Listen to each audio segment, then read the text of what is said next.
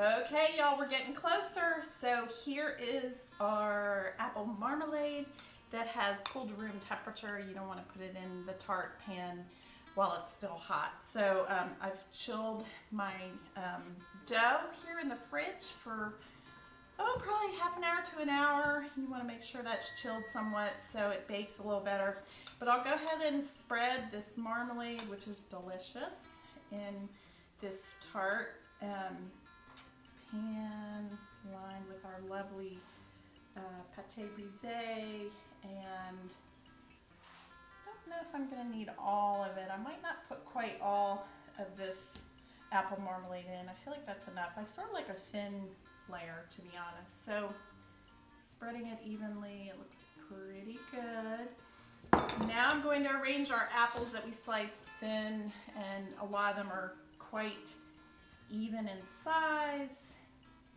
And I just want to show you this. So I'm overlapping with the round side out, so you can see that's how it is. And I'm going to do that until they go all the way around, and then have an inner circle, and then maybe a little sort of rosebud in the center.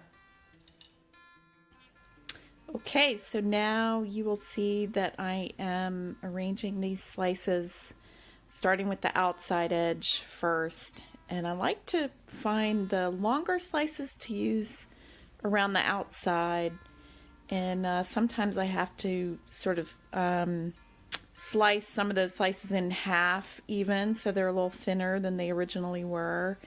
And you really want to pack them in. The apples will shrink a little when they bake, so feel free to just pack them in and overlap them like this.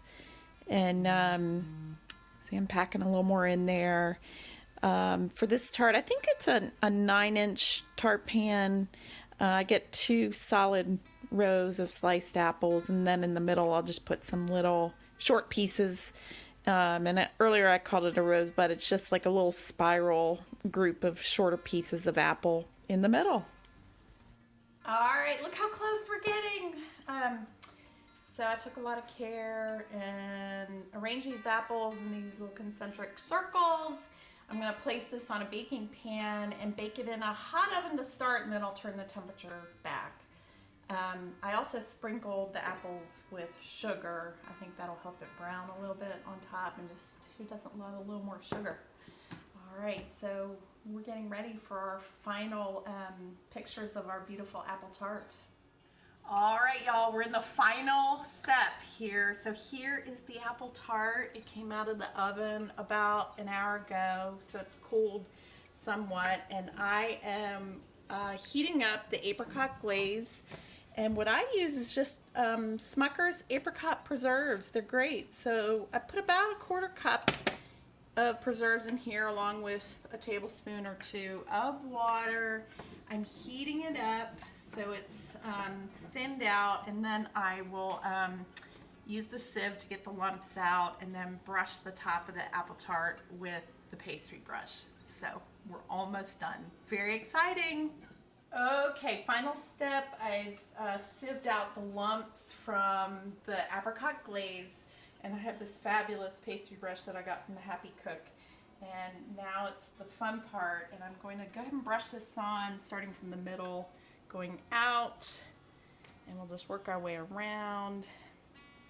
And we'll do it, making sure that that apricot glaze sort of gets into all those little nooks and crannies, all the way around. And look how pretty it's looking. Don't you love it? I think any time of year is great for apple tart. You know, apples don't just have to be for the fall. I think because this is sort of a light and refreshing version of an apple dessert, it's perfect for the springtime. And again, I love using the Granny Smith apples because they're just so tart and crisp. To me, they're just the best for a baked dessert like this. I feel like I could have baked the tart maybe just a little bit longer, but I was worried about it starting to get brown around these, so I think it's good enough. All right. Y'all Y'all, this looks fabulous. We did a great job. I'm so pleased. Look at it. And there you go. This dessert you can serve right away. I would go ahead and refrigerate it overnight though. If you don't finish it all in the first sitting, you'll want to store it in the refrigerator. Thanks for joining me. It was really fun.